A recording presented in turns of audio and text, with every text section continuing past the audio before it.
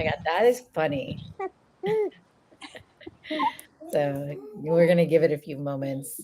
Okay. We've got moments. We've got moments to spare. We've got moments. We've got moments.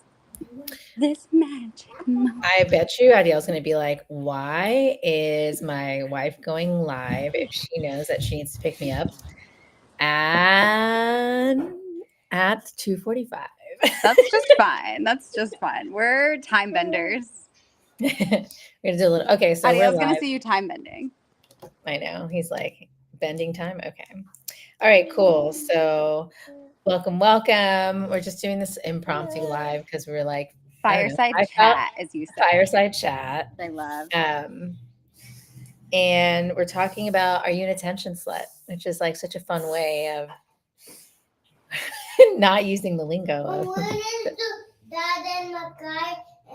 Oh, and our kids are here. Oh yeah, both our kids are here. Both our kids you are have here. another kid that's not here, but yeah, we have. Yeah, I have another child who's actually not present, but not at this time. Well, and that's part of he's what started to stir this conversation for you, right? So do you want to share with us like what's going on there? Yeah. So I think like part of what's happening is, okay, so my oldest kid just started kindergarten today for the first time. So emotional, so tender. So it's the first day. And I've been prepping for this day since birth, obviously. But last fall, I was like, was the first time I realized like we're leaving our community that we've been in for 3.5 years, and he's going to be stepping out into the world in a different way. Mm-hmm. And this morning, this is what he did in preschool too. He just walked straight through the door, like without even saying bye. Oh, he's ready, Mama. That means he did a great job. Thank you. And he's ready. And it's me, like it's me that I'm like, it's happening fast. And in that kind of like downtime after I dropped him off, I was like, oh, I need the slowing down.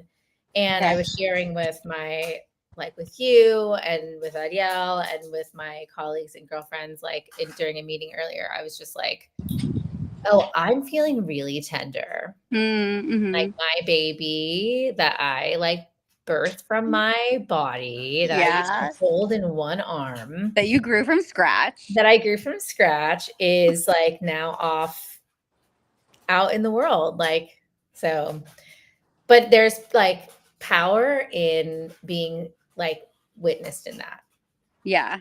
Like a punctuation. Mm-hmm. Yeah.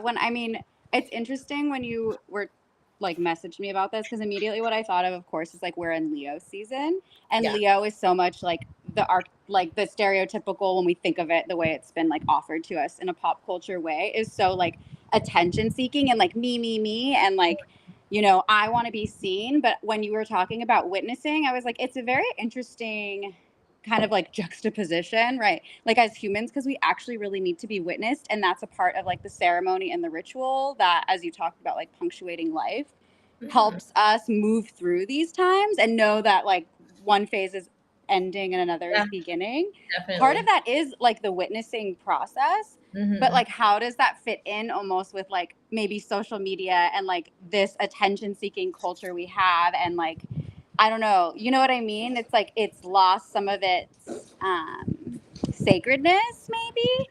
And part of that also could be because of like social media also gives us this parasocial relationship that when you're in community, it's not a parasocial experience. Oh, interesting. I know that I've heard that word ever. Oh, parasocial. It's like one-sided, right? Like on a podcast, you feel like you know the host, but it's a parasocial relationship. Like they are only telling you information. Right. Yeah, but it feels like really intimate in some ways. Yeah. Right. But it feels like, I always joke, I'm like, oh, my friends on movement phase or whatever. It's like, I don't know those people, but I feel like if I went to dinner with them, it would be like such an intimate evening, you know? Yeah. So yeah, just like thinking about that, and what you talked about witnessing as well, something that I thought of, which is like, you've been a really wonderful witness for me in my experience for pregnancy and postpartum, like being able to share with you where I'm really at any given time. And you being like, yeah, it has been so supportive, because simultaneously when I got pregnant, because of the circumstances that I became pregnant under, one of my oldest and dearest friends actually said, like, I can't be a part of this experience or our relationship anymore. And it hurt. Obviously, that hurts for like different reasons, but the main reason that like it hurt me, and the reason that I feel like I may not be able to actually ever return to that relationship, like I respect her choice, but to step back from me in the most vulnerable time and not be like, I can't witness you there, for me kind of puts an energy of like, this relationship I mean, it doesn't sound like, she wants a relationship at all anymore, but if that makes sense, like now I'm kind of like, well, now there's really nothing to talk about because You want to say hi? Hi, Amate. Hi. And where Hi. you are? Where are There you? I am. I'm being witnessed. Yes. Where are you there? He said, What am I doing? Where are you? Oh, where am I? I'm in San Diego, where I live. And we're in San Francisco. Yeah. Yeah. Our place is really far away. Yeah. It's far. We're pretty far away, yeah. But like, but not too far. Not too far. Not too far. Yeah, like I think. But you know what I'm saying? Like it's like because there's this gap in the witnessing for me. I'm like, I'm okay now. Like to me, that punctuates an ending. Yeah. And where is that for this? No, this is for adults. You can use the nail file though. Yeah, you can do that. I think there's some like what I wanted to say to that specifically was like because our culture is set up in a way where the big one? Hold on, love. Hold on. The big one? Oh, that I don't know. Where we're set up to like one, not feel comfortable with emotions, and we're like praised for hyper productivity, like and a bunch of other things, but like and emotions are seen as weakness. Mm-hmm. And like it is challenging to find a place where you can be attuned to like when something is happening, right? Like yeah. And like I feel like that's what happened earlier in my conversation with my colleagues when we were having our meeting for the first gen BIPOC therapist group. And they were like, yeah, like I'm hearing that you're tender and like it is an emotional time and it's a big deal and like let it out. Like and I feel like that is what ceremony and ritual does. It's like giving you a space to actually like process that I'm having a moment in time. And this is just a moment in time. I think that's what else it actually does for the experience is it acknowledge the transient of it, that reminder. Yeah. And if there's no pause, then that moment, it's very possible that like that moment won't be integrated. And I feel like that's what, I don't know. I mean, I'm kind of getting ahead of myself, but like it would be so possible now understanding how fast they grow to have them turn 18 and be like, where did the last 18 years just go? Yeah, if I don't truly honor the moment of what it is. And that could be, with a child, with yourself, with our romantic partnerships, with friendships, right? Like what you were saying, like this is an ending. Yeah. Even if you do step back into the relationship, that is an ending of the way that you related to each other then. Yeah, absolutely. Absolutely. And so I think then it becomes like, I guess my original question still kind of exists of like, because I mean, I'm even like about if you want some attention, like I think especially as a femme person, being like, I want attention is so like, how dare you? Like, what? Like, you're an attention whore. Like, I don't know. You know what I mean about girls in particular? Like, especially even like young girls, the way we talk about them, like, it's just so bizarre. But, I wonder, like, it's almost like the dying, I guess, of ceremony and witnessing had to come with the demonizing of attention seeking.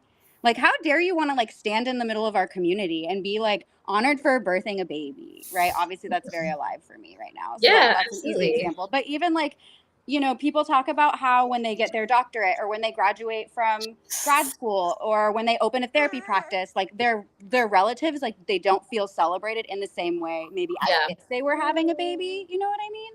And it's that's because that is a huge deal too. Like you also give birth something. Yeah, you did something huge. That was a process. That was a period of life that is now like concluded and going to, evolve and grow into something else. So it's interesting that we've really cherry picked what we're like allowed to have attention about and like how much, you know what I mean? Yeah, absolutely. And then what's appropriate to have attention versus what's inappropriate to seek attention for. Mm-hmm. And that's not to say all kinds of attention seeking are all like healthy or whatever, but just something to consider that like we have this appropriateness kind of vibe around like, when is it okay that I ask to be seen by my friends, my loved ones, my community?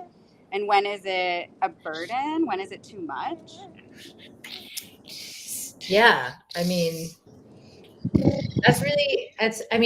I think that again, like, I feel like it takes like somebody who has the capacity to hold nuance. Like, I'm remembering this moment after Makai was born.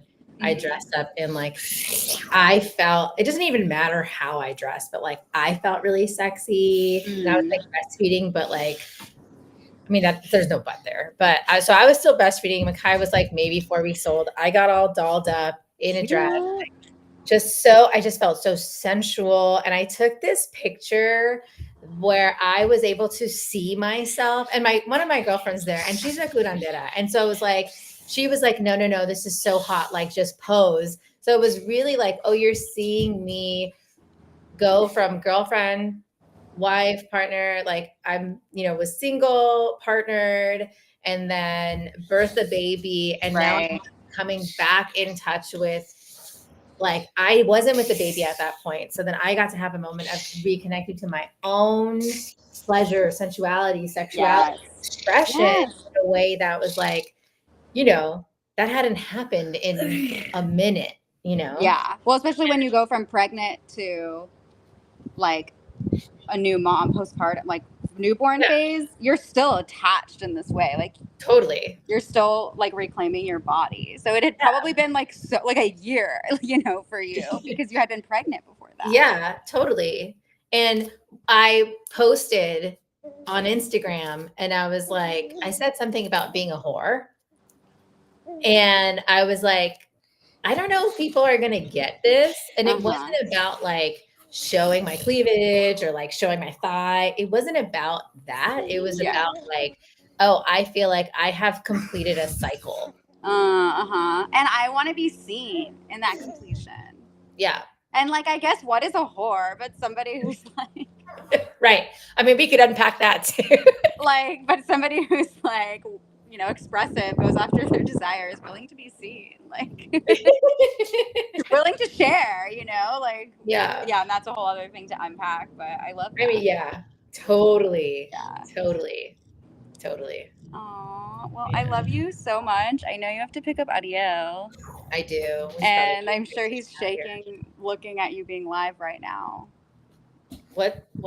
Like shaking in his boots. Like, is she going to make it? Yeah, this is a good time to probably transition off. I wish we had more time to chat about it, but I know, but we'll come back. But I love you so much, and thank you for having this conversation visibly. You say I love you, TT. I love you, Amate, and let's have some secret conversations in our threads, our WhatsApp thread, and we'll come back publicly and share yet again. All right, love it. Bye, love you. Bye.